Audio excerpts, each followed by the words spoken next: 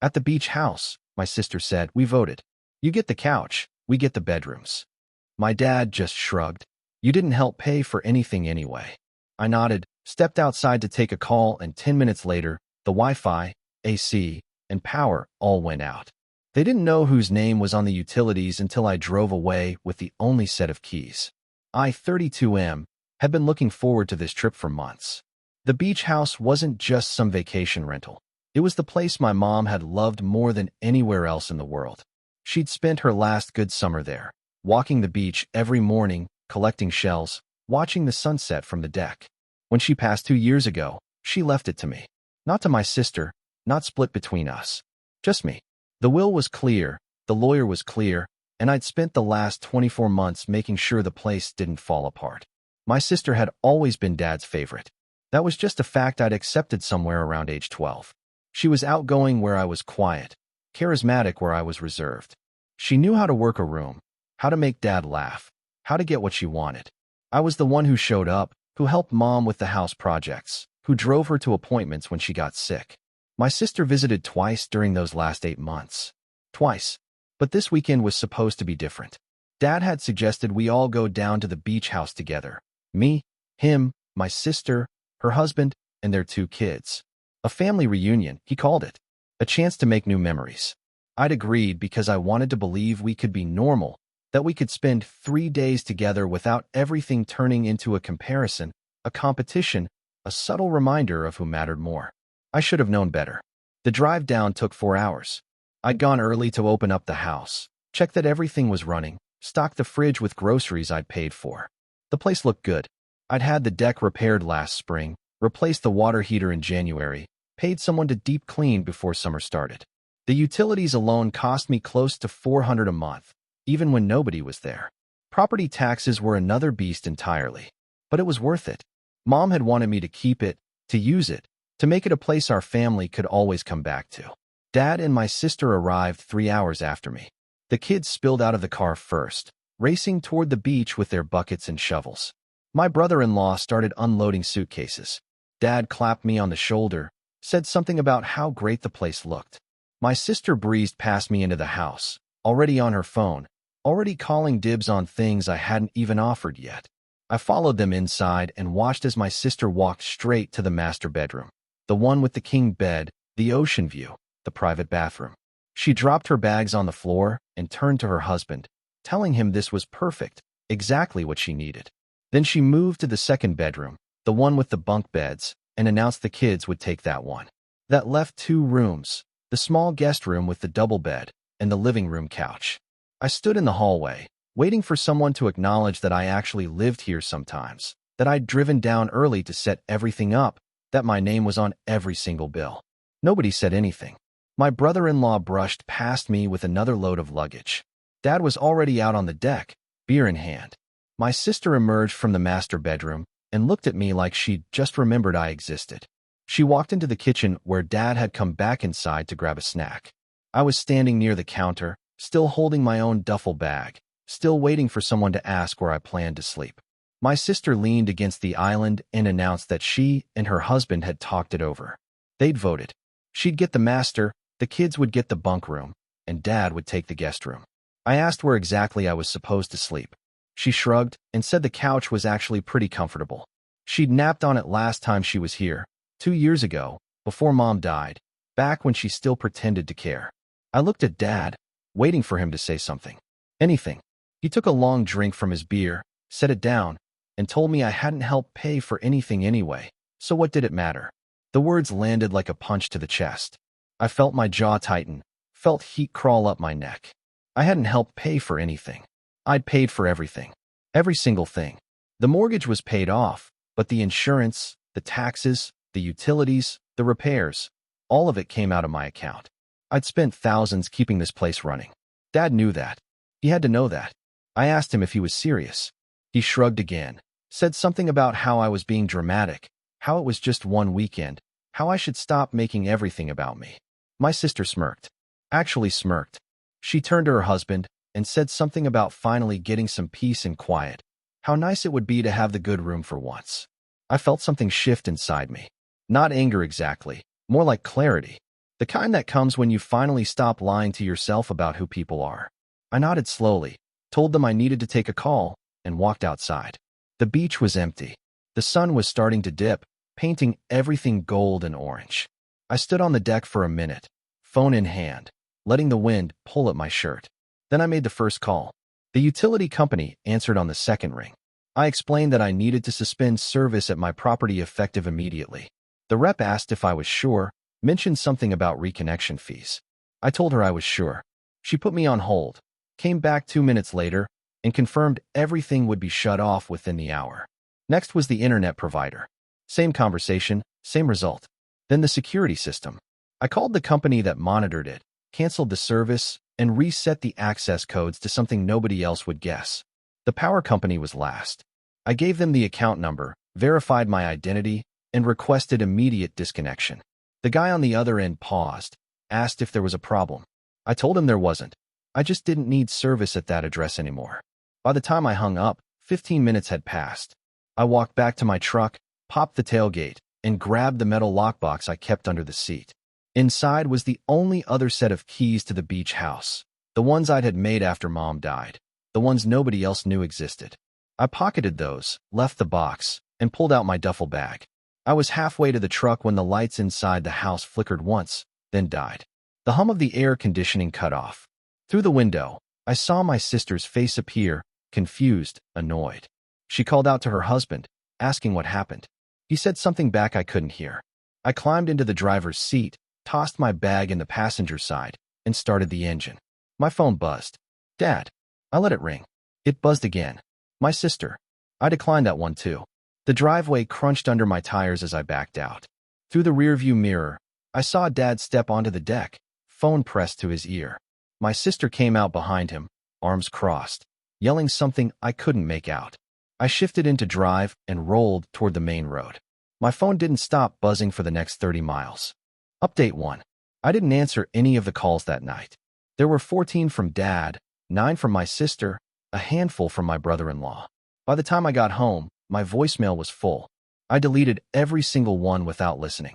I slept better than I had in months. The next morning, I woke up to a string of increasingly frantic texts. My sisters were the most colorful, lots of capital letters, lots of accusations.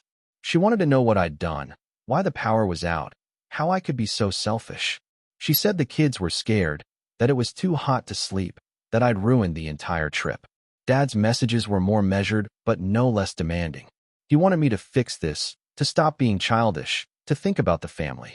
He said I was overreacting, that I'd misunderstood what he meant, that this wasn't how adults handled conflict. I made coffee and read through all of it while sitting on my own couch, in my own house, with my own air conditioning running just fine. Around noon, my sister called from a different number, probably her husband's. I answered. She didn't waste time on pleasantries. She demanded I tell her how to turn the power back on. I asked her why she thought I would know. She said I'd obviously done something, that the timing was too convenient. I told her I had no idea what she was talking about. She called me a liar, said she knew I'd shut everything off out of spite. I asked her if she had proof. She sputtered, said she didn't need proof, that she knew me. I told her that was interesting, considering she hadn't bothered to know me for most of my life. The line went quiet for a second. Then she said I was being cruel, that this wasn't about the bedroom, that I was punishing everyone because I didn't get my way. I asked her if she'd ever once considered that the house was mine, that I paid for everything, that maybe I deserved basic respect in my own home. She told me it wasn't my home, it was Mom's. I said Mom left it to me, not her. She hung up. 20 minutes later, Dad called. His tone was different, less demanding, more strategic. He asked if we could talk, really talk, without getting emotional. I told him I was listening. He said he understood I was upset, that maybe he hadn't been clear about things, that he didn't realize how much work I'd put into the house. He said we could figure out a better arrangement, that next time I could have the master bedroom, that this was all just a miscommunication. I asked him if he remembered what he'd said to me yesterday. He hesitated, then said he might have spoken out of turn, that he was tired from the drive. I told him I'd paid over $30,000 in the last 2 years keeping that house standing. Insurance, taxes, repairs, utilities, maintenance, all of it. I asked him how much my sister had contributed. He didn't answer. I asked him how much he'd contributed. Still nothing. I told him I was done pretending we were a family that split things equally when I was the only one carrying the weight. I said if he wanted to stay at the beach house, he was welcome to, after he paid me back for half the expenses and covered his share of the utilities going forward. He said I was being unreasonable. I hung up. Update 2. By Sunday evening, my phone had finally gone quiet. I assumed they'd packed up and left, driven back home to air conditioning and working Wi-Fi. I assumed wrong. Monday morning, I got a call from my uncle, Dad's brother. He'd apparently gotten an earful about what a terrible son I was, how I'd abandoned the family, how I'd left them stranded without power in the middle of summer. He called to ask my side of things. I told him everything. The bedroom situation, Dad's comment, my sister's smirk, the years of paying for everything while being treated like I didn't matter. I told him about the calls I'd ignored, the texts demanding I fix a problem I didn't create. He was quiet for a long time. Then he said Dad had always had a blind spot when it came to my sister, that he wasn't surprised things had gone this way. He asked what I planned to do with the house. I said I didn't know yet. Maybe sell it. Maybe keep it for myself. Maybe rent it out. What I didn't know was that I was done letting people take advantage of me just because we shared DNA. He told me that was fair, that I didn't owe anyone access to something I'd worked to maintain. Then he said something that stuck with me. Sometimes the best thing you can do for yourself is let people prove who they are, then believe them. I thanked him and hung up. That afternoon, I drove back down to the beach house. I wanted to see the place one more time to figure out what I actually wanted to do with it. When I pulled into the driveway, I half expected to find it empty. Instead, Dad's car was still there. I used my keys to unlock the front door and stepped inside. The house was sweltering, airless. The smell of old takeout containers hit me immediately. Trash was piled in the kitchen. Towels were scattered across the bathroom floor. The master bedroom looked like a hurricane had torn through it. Dad was sitting on the deck, sweating through his shirt, phone in hand. He looked up when he heard me come outside. For a second, neither of us said anything. He asked if I'd come to turn the power back on. I told him I'd come to get the rest of my things and make sure the house was locked up properly. He said they'd been trying to tough it out, that they didn't want to let me win. I asked him what exactly he thought he was losing. He didn't answer. I told him he had 2 hours to pack up and leave. After that, I'd be changing the locks and calling the police if anyone tried to come back without my permission.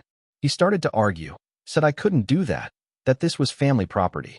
I reminded him that the deed had my name on it, not his, not my sister's. He stood up, tried to pull the authority card, told me I was making a mistake I'd regret. I told him the only mistake I'd made was believing he actually cared about me as much as he cared about her.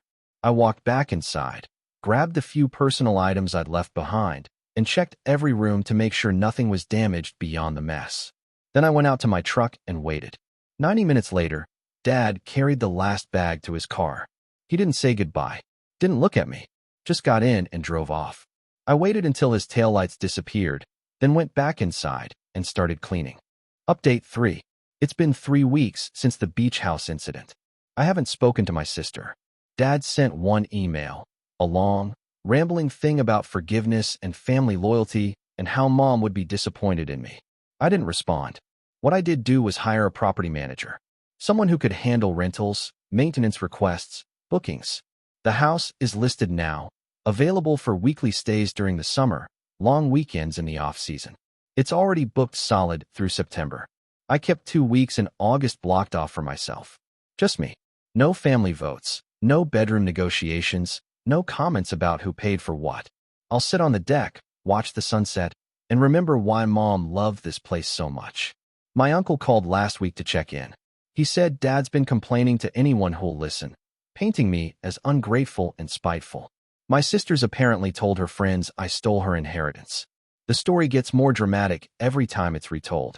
I don't care anymore.